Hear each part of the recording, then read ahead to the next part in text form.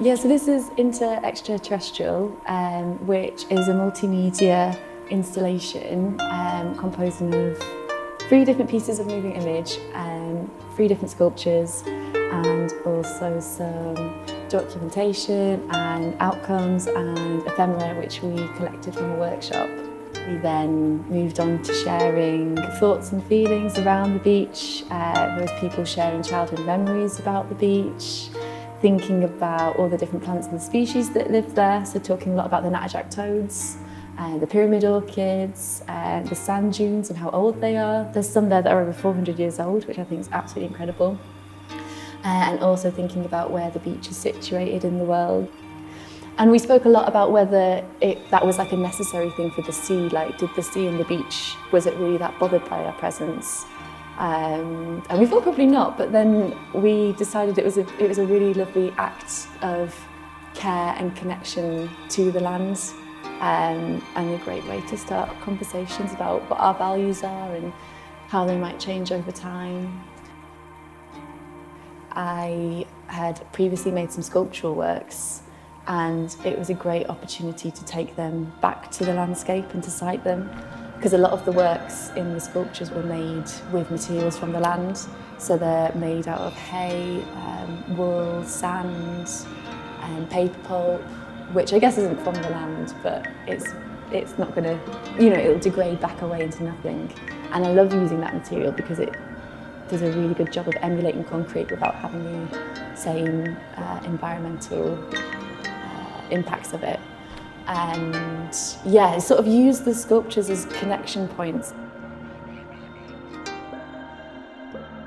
The third piece of moving image is based off images found in the NASA archive from the Mars rover, and it's also pairing that with images from the Barrow archives of pieces of pressed seaweed, and how they don't look that too dissimilar. But I really enjoyed making that piece. It's very playful, and finding the visual connections between those 2 spaces. Both the natural and industrial worlds exist on different timescales, and they often exceed our own lifespans on an incomprehensible planetary scale. This idea encourages a higher valuing of our planet as it widens our perspective. However, as it is a big concept, I feel as humans we're often become quite alienated from it. So yeah, this idea led me to incorporate space exploration within the workshop, and working with crop circles felt like a very humorous way of celebrating our thoughts on the beach. So crop circles first appeared in England in the 1980s. They were large symbols which were made into the landscape by flattening bits of corn into fields. And it often appeared mysteriously overnight. I felt especially drawn to them because they are non-linear, so like no symbol is higher than the other one, much like our values on the coast. So the sculptures were made from natural found materials, including sand, metal, paper pulp, wool, hay and iron pigment. Each is activated when placed back into the land. So a section of the sculpture has a light on the top of it. Another section of it controls the way sand flows down and then makes marks back in onto the beach. So I was interested in exploring the connection between natural ecology and the industrial ecology within the Furness Peninsula.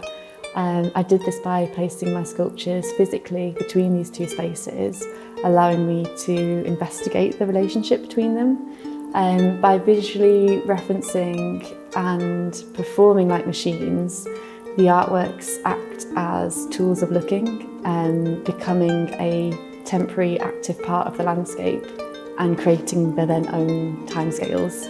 The natural materials used to make the sculptures were gathered from the land, and then they carry their own material languages. So then by placing them back into the land in which they came from in a new arrangement, allows for a further questioning of their values and messages.